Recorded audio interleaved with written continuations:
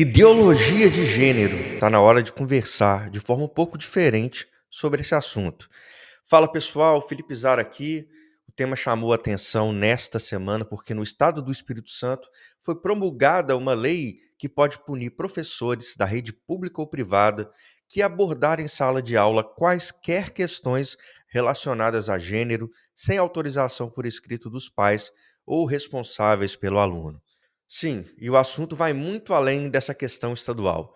Mas antes de continuar, vem comigo, não esquece de se inscrever no canal, salvar este vídeo, compartilhar com os amigos que curtem, trocar ideias sobre política. Aqui no canal a gente vai trazer sempre vídeos com um olhar diferente para furar a bolha do lugar comum. Então vamos que vamos, se inscreve aí no canal, bora contextualizar rapidamente essa lei antigênero, né? O projeto legislativo que se tornou lei é do deputado estadual Alcântara Filho, do Republicanos, e, portanto, filho do partido da Igreja Universal. A tramitação final da matéria, em resumo, ocorreu da seguinte forma: a proposta de Alcântara foi aprovada na Assembleia do Espírito Santo e seguiu para a sanção do governo do Estado, que não se manifestou sobre o teor. Certamente porque vem uma batata quente, ano eleitoral está chegando.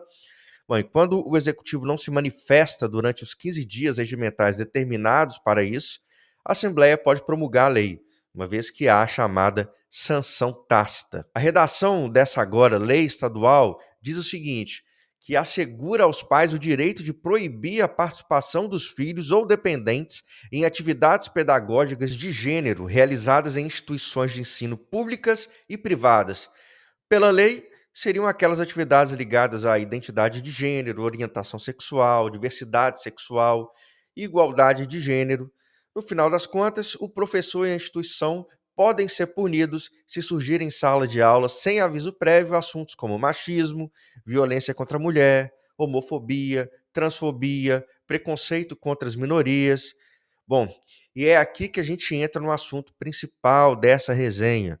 Toda essa narrativa que encampa o projeto do parlamentar, que é inconstitucional, porque deputado estadual não pode legislar sobre currículo educacional, é baseada na tal ideologia de gênero. E o próprio deputado enche a boca para dizer isso em um vídeo publicado nas redes sociais. Boa notícia para você que é contra a ideologia de gênero. Agora é lei no Espírito Santo. Professores não podem ensinar ideologia sem o consentimento dos pais. Bom, para início de conversa, ideologia de gênero é um termo inventado, não tem lastro acadêmico e não se trata nem de uma teoria que tenha sido assumida por alguém.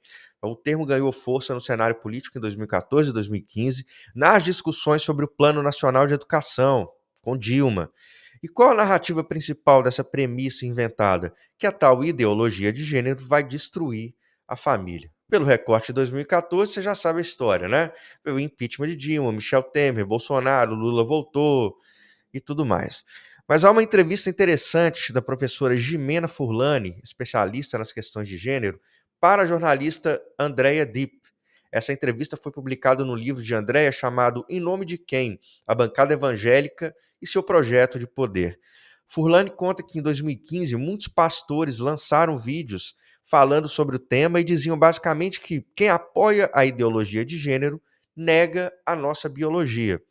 E aí já surge uma primeira incongruência, né? Porque, como explica a própria Jimena Furlani, os estudos de gênero e não ideologia de gênero nem poderiam negar a biologia, porque é preciso que ela exista, a biologia exista, para os estudiosos dizerem que gênero é tudo o que não é biológico, é um conceito da sociedade e da cultura, ou seja, os estudos de gênero, segundo a pesquisadora, discordam do determinismo biológico, mas não negam a biologia. Por exemplo, não aceitar o determinismo biológico é refutar a crença de que as mulheres sejam naturalmente inferiores por conta da biologia. Aliás, a palavra gênero surgiu exatamente para combater essa ideia.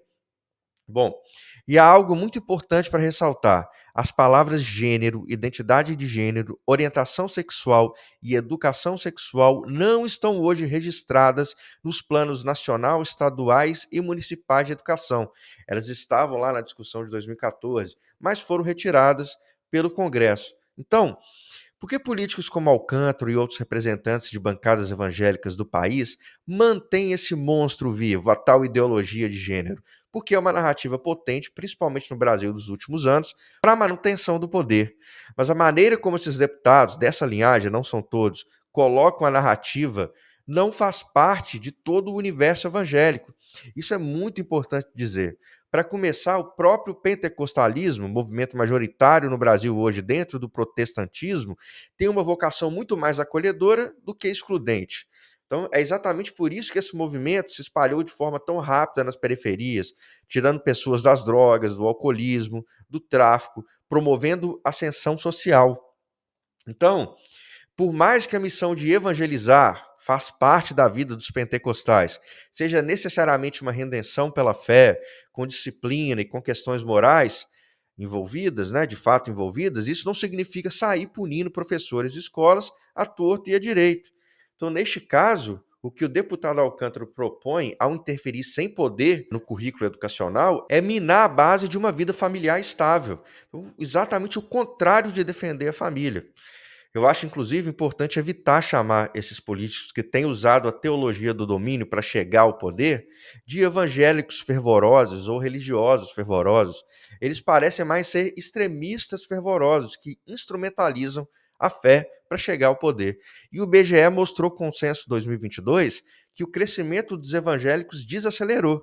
E o principal ponto dos especialistas para que isso possa ter acontecido é exatamente a instrumentalização da fé. O sociólogo e pesquisador de religião e política Paul Freston já advertiu há algum tempo: igreja e Estado não, religião e política sim, mas a tendência corporativista e triunfalista da política evangélica é um desvio que põe em risco tudo de positivo que o crescimento evangélico pode representar na sociedade brasileira.